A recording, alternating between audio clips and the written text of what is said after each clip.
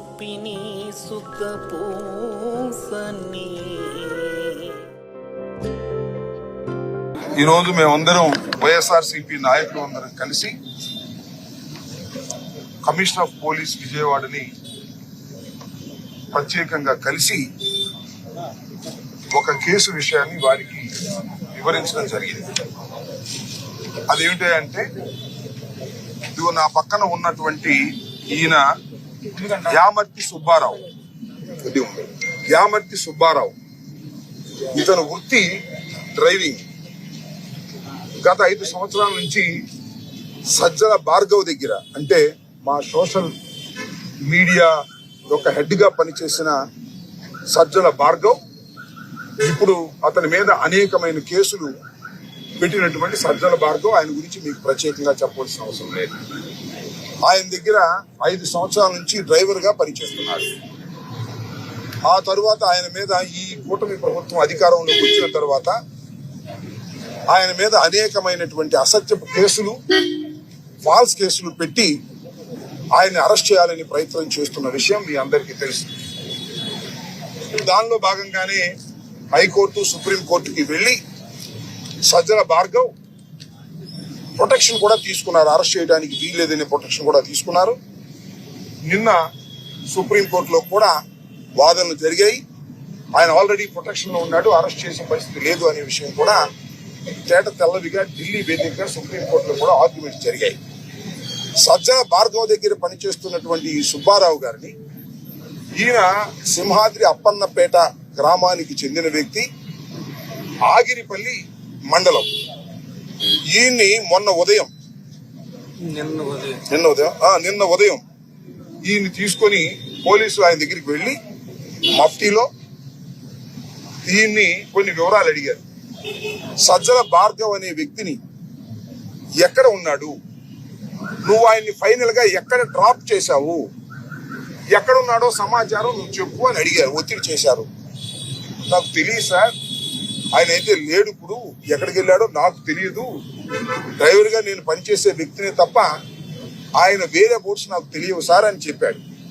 ఇదే విషయం police station లో చెబుతూ రమ్మని ఆయన్ని ఒక బండి మీద ఎక్కించుకొని, ఆ ఇద్దరు కానిస్టేబుల్స్, మఫ్టీలో ఉన్న కానిస్టేబుల్స్ ఇద్దరు ఎక్కించుకొని మధ్యలో కూర్చోబెట్టుకొని విజయవాడ తీసుకొచ్చి ఆంధ్ర హాస్పిటల్ దగ్గరికి వచ్చిన తర్వాత ఈయనకి మంకీ క్యాప్, ఒక ముసుగు వేసి కళ్ళు కనపడుకోకుండా చేసి అక్కడ నుంచి కొంత దూరం తీసుకువెళ్లి ఒక అపార్ట్మెంట్ లో, లిఫ్ట్ లో, అపార్ట్మెంట్ ఎలా చెప్పగలుగుతున్నా అంటే ఒక లిఫ్ట్ లో తీసుకువెళ్లి ఒక గదిలోకి వెళ్ళిన తర్వాత ఆ గదిలో ఆయన మంకీ క్యాప్ తీసేశారు.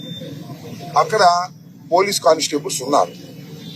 దాంతో పాటు ఇంకా 3 ఉన్నారంట, ఎవరో నిందితులు లాంటి వాళ్ళు, ఇలా పట్టుకొచ్చిన వాళ్ళు. ఈయన్ని చిత్రహింసలుగా చేశారు.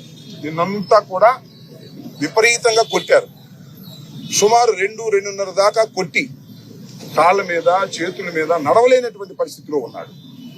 కొట్టి మళ్ళా 2:30 తర్వాత మళ్ళా ముసుగేసి తీసుకొచ్చి, అంటే ఏ ప్లేస్ ఉందో చెప్పడానికి ఇతనికి అర్థం కాకుండా ఉండే విధంగా తీసుకొచ్చి మళ్ళీ ఆంధ్ర హాస్పిటల్ దగ్గర వదిలేసి వెళ్ళిపోయాడు. చావు బతుకుల మీద ఉంటే బంధువులు వచ్చి వారిని తీసుకువెళ్లి హాస్పిటల్లో ట్రీట్మెంట్ చేయడానికి హాస్పిటల్లో జాయిన్ చేస్తే మళ్ళీ తెల్లారిగట్ట బెడ్ లేవని తిప్పి పంపించేశారు. ఇన్ని దెబ్బలు తగిలినా కూడా. దీన్ని విచారణ చేయమని కమిషనర్ ఆఫ్ పోలీస్ కి వారి చేత కంప్లైంట్ ఇప్పించేందుకు మేము వచ్చాం. ఇది చాలా దారుణమైనటువంటి అంశం. పోలీసు వారు సజ్జల భార్గవ్ ని పట్టుకోవడం కోసం విచారణ చేయవచ్చు, తప్పులేదు. సజ్జల భార్గవ్ ని పట్టుకునే అవకాశం కూడా లేదు, ఎందుకంటే court has given a protection. అయినా మా నాయకుల్ని అరెస్ట్ చేసి లోపల పెట్టి బెయిల్ రాకోకుండా చేసి భయపెట్టాలనేటువంటి కార్యక్రమంలో ఒక అమాయకుడైనటువంటి డ్రైవర్ని, ఆయన మా పార్టీ కాదు, మా సింపథైజర్ అయితే అవ్వచ్చు, మా పార్టీ నాయకుడు కూడా కాదు, బ్రతుకు తెరువు కోసం డ్రైవింగ్ చేసుకునేటటువంటి యామర్తి సుబ్బారావుని అతి దారుణంగా చిత్రహింసలు చేసి సజ్జల భార్గవ్ యొక్క అడ్రస్ కనుక్కోవడానికి తాపత్రయపడ్డారు. ఇది మోస్ట్ ఇల్లీగల్ అని మనం చేస్తున్నాం. ఏదో చెప్తారు కదా, వాళ్ళు కొట్టారు, వీళ్ళని కొట్టారు, ఆ ఎంపీని కొట్టారు, చాలా గందరగోళం చేశారు. ఎంపీ అయినా ఎమ్మెల్యే అయినా డ్రైవర్ అయినా చట్టంలో సమానం అనే విషయాన్ని ఈ సందర్భంగా మనవి చేస్తున్నాం. ఈ విషయాన్ని సిపి గారికి ప్రాథమికంగా ఒక కంప్లైంట్ ఇచ్చాం. యాక్షన్ తీసుకుంటారు లేదు చూస్తాం. యాక్షన్ తీసుకోకపోతే we have a legal ways, so many ways ఉన్నాయి. మళ్ళా ఇంకా ఉన్నతాధికారులకి రిప్రజెంట్ చేస్తాం. అన్ని ఎగ్జాస్ట్ అయిపోయిన తర్వాత న్యాయపరంగా న్యాయస్థానాలకు కూడా వెళ్తామని మనం చేస్తున్నాం. ఎవరైతే తన డ్యూటీస్ లో అధికంగా ప్రవర్తిస్తారో, బియాండ్ ది డ్యూటీస్, పోలీస్ వ్యవస్థలో వారు అరెస్ట్ చేయవచ్చు, లేదా విచారణకు పిలవచ్చు, లేదా నోటీస్ ఇవ్వచ్చు తప్ప లాఠీ పెట్టి కొట్టడం కానీ, చిత్రహింసలు గురి చేయటం కానీ భారత రాజ్యాంగంలో సిఆర్పిసిలో తప్పిది. పోలీసుల మీద ప్రైవేట్ కేసులు కూడా పెట్టేటటువంటి అవకాశం ఉంది. ఇంతకు ముందు అనేక సందర్భాల్లో ప్రైవేట్ కేసులు పెట్టి పోలీసులు ఉద్యోగాలు కూడా ఊడగొట్టినటువంటి సందర్భాలు ఉన్నాయి. నిరూపణ అయితే అని గుర్తుపెట్టుకోవాలి మనం చెప్తున్నాం. ఈ విధంగా బియాండ్ ది డ్యూటీస్ పోలీసులు ప్రవర్తన చేస్తున్నారని చెప్పడానికి ఇది ఒక ఉదాహరణ. ఇది ఒకటే కాదు, మీకు మరొకటి కూడా చెప్తా. విజయవాడలోనే గౌతమ్ రెడ్డి గారి మీద 307 వేశారు. సరే 307 కరెక్టా తప్ప, that is the different matter. ఇంట్లోకి ఎలా ప్రవేశించారు? రాత్రిపూట కిచెన్ డోర్లు తీసి పోలీసులు ప్రవేశించారు. సీసీ కెమెరాల్లో ఫుటేజ్ మీరు చూసి ఉంటారు అందరూ కూడా. అంతేకాదు, ఆమె పేరేంటి, మన